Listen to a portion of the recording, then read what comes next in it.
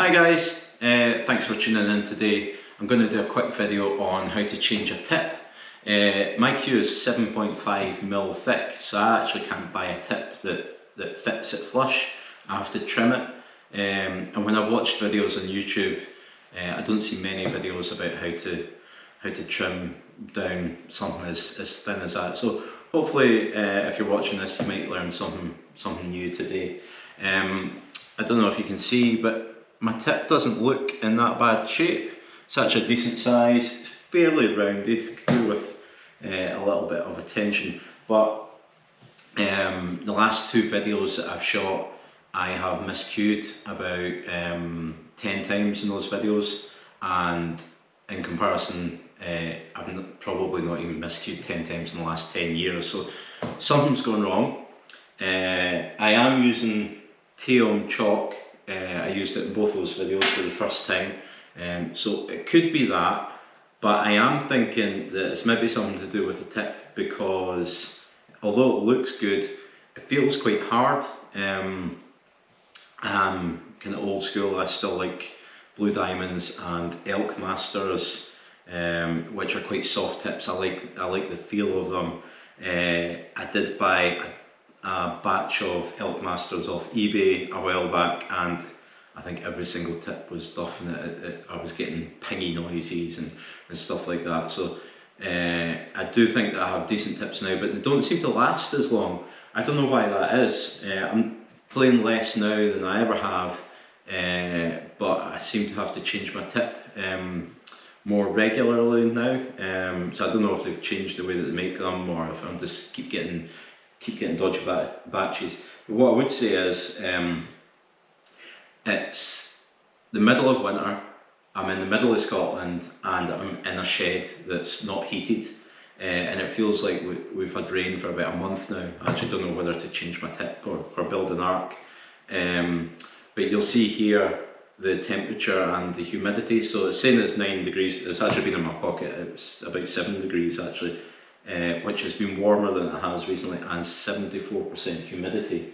It was 79% last night. So these kind of cold, damp conditions aren't great, and I really shouldn't be keeping my cue out in the shed at this time of year. So I'm going to start taking it in, because cold and heat will potentially warp your cue, but I think it might be doing something to the tip as well, because it's cold and damp.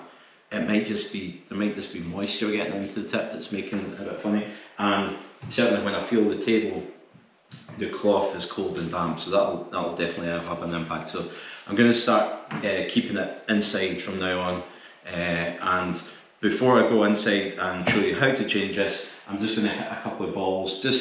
I'll play a few screwback shots just so I can listen to it and see if there's much of a difference when I've actually changed it. Hopefully I'll be able to hear it but also see it as well, so let's have a quick look. And hopefully I don't miscue any of these shots, which I have been doing.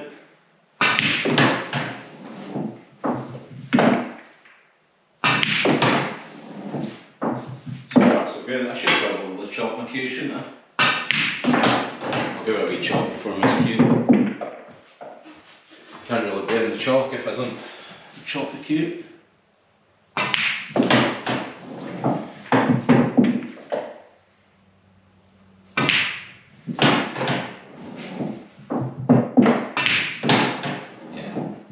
I was getting decent action off that, but it did sound a bit funny to me, so time to change the chalk, I think. So I'll just run through the equipment that I use. I've got various sandpapers, a nail file and a rasp here.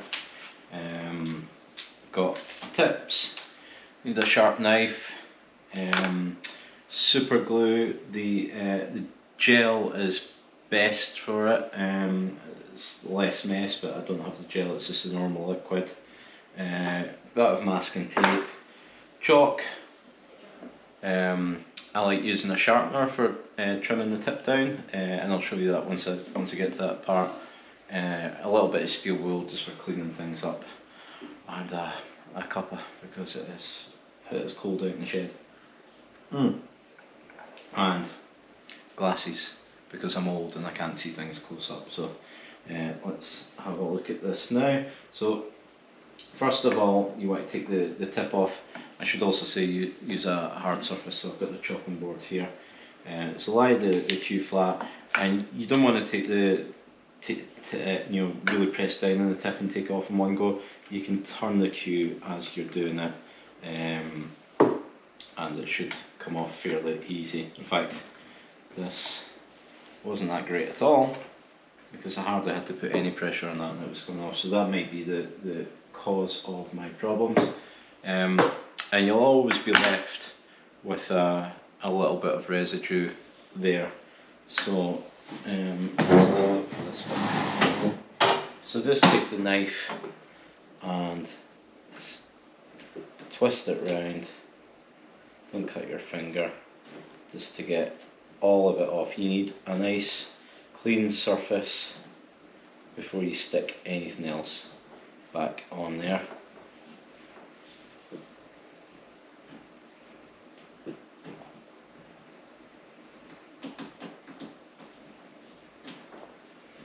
And just try and keep the blade fairly flat when you're doing this, because you don't want to take a chunk out of the tip, or indeed the ferrule. So that's that almost. I think that might be about as good as I can get there. Yeah, we'll go with that. And what I do is still not perfect. I've got a little bit there, and you should do this anyway. Some people use sandpaper for this. I prefer the rasp because you want to keep this surface as flat as possible. So if you're using sandpaper, it's going to move with like the grooves of your fingers, as you bring it down. If you get a rasp, you can put that flat to the surface and just take the last of that off, so it's nice and clean. Keep it nice and flat. Let's see, struggle to see. Yeah. That looks nice and clean now. So that's ready for the next part.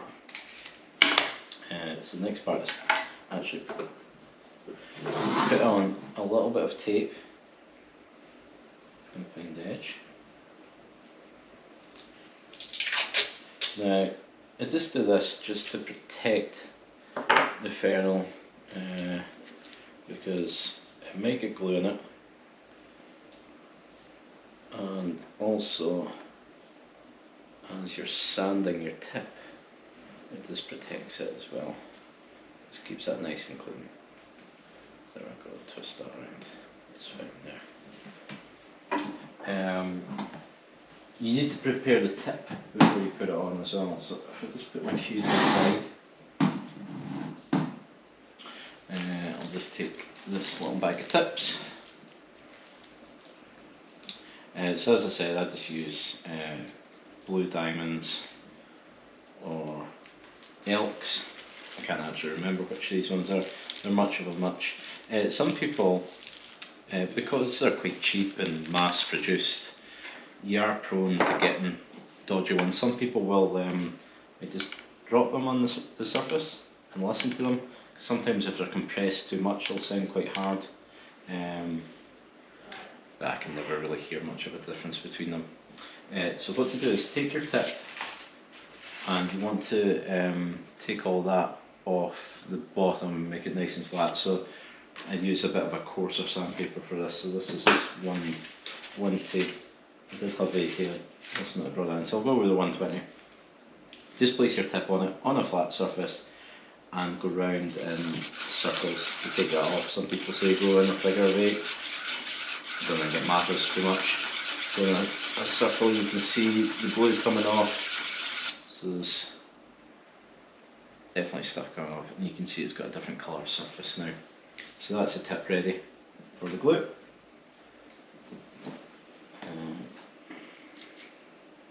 Now, when you're putting the glue on, you really don't want much at all. This is where the gel helps, because it goes on with a lot more control. There's not as much kind of spills over the edge. So there, you just put on one dot. You've got a little bit of time before you put the tip on. This is the part that I struggle with, is actually centering the tip on the ferrule, because I find that when I first put it on, that's it almost stuck instantly. So I put that on, so a little bit to the side.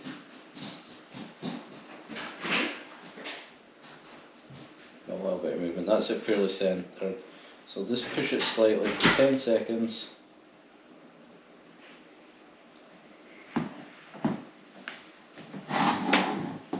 Shear out the way.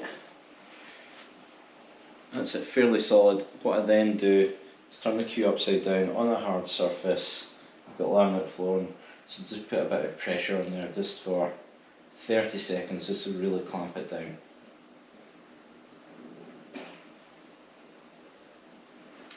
I wouldn't make you watch me push a cue down for 30 seconds.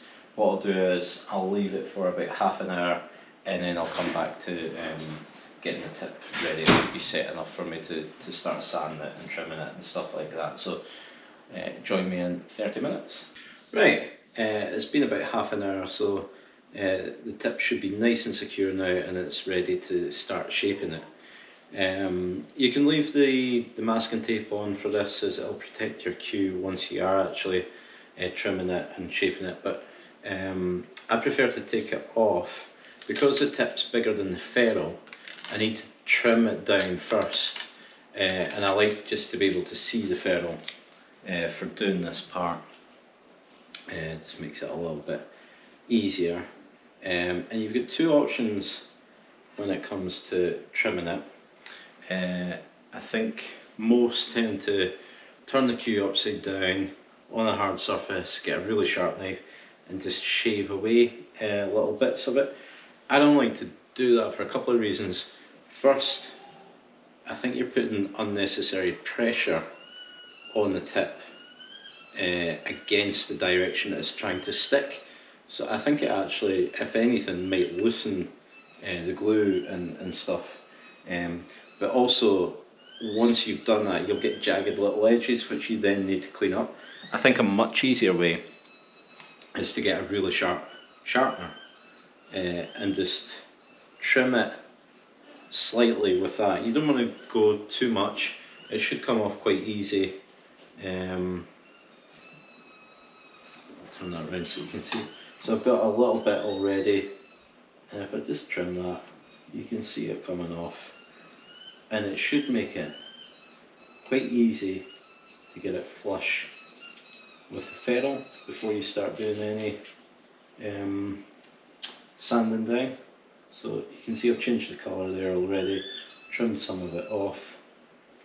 Just go up round again and just keep doing that until you're flush with the ferrule. Also, just watch the angle that you hold the sharpener at. I think the natural is to kind of push against it, but that makes your tip go in at the top, which is never that nice to look at. I think that might actually do it. Let's give it one more little pass. So that's it. That's it now, nice and flush, and it's ready to be shaped. So I've got various bits of sandpaper. You tend to work with your the roughest stuff first. So I've got 120 there, that might be a bit too much. 320. I'll try the 120 just now, because the tip's quite big and it needs a lot of work. I'll go with 120. A lot of people advise never going that rough, but I quite like to do it. And you're just going down gently with the tip. You never go up the way because you will tear the fibres, and just keep turning. See how I'm turning the cue as I'm going along. That makes it kind of even all the way along. So you can see already it's starting to go, because I'm using the rough stuff, and you can see what's coming off. It's already starting to go like dome shaped, which is what you want. I've got little, you can see even going down with it, I'm getting little fibres, which I'll clean up with the thinner paper. I do sometimes use a rasp for doing this. I don't think there's any harm in using something like that, but this 120 paper seems to be doing okay. And I do like the tip quite big. I like it to feel quite spongy when I'm playing. There's probably a wee bit more. Just keep going down and keep turning the cue. Another way that I like to go, obviously if you keep going down like that, it does kind of round it at the edges but leaves the top a bit straight. So sometimes I'll turn the paper round and point it down that way. I'm still going down, but I'm touching near the top, so I should round the top a bit more than it is at the moment. And I'm staying well clear of the ferrule. I've never touched that once with the paper, which is what you want. You don't want to make marks on your ferrule.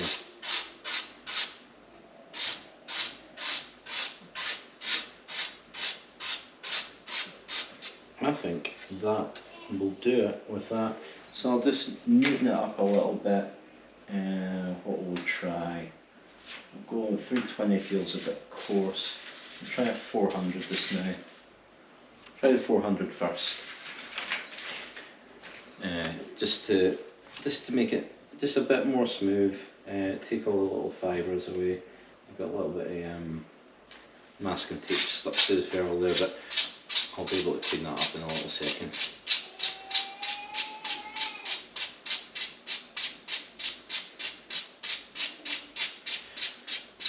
And this, you'll see, especially with the blue diamonds and the Alps, you do get fibres coming off them, so this just takes all of those little bits off.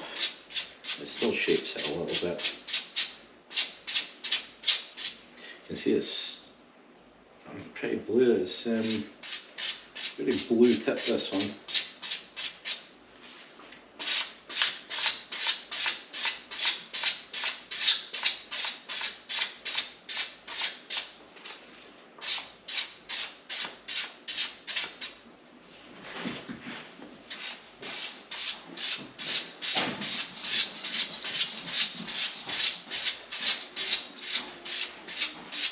Just keep turning it as you're sanding it.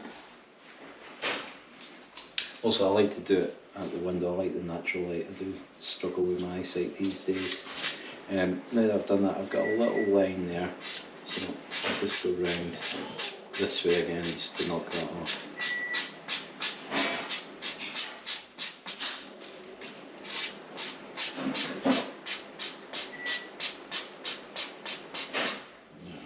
Quite nice, and we'll just finish it up with the 600.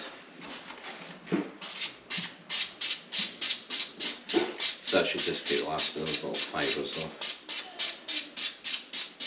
Give it a nice even finish all the way around.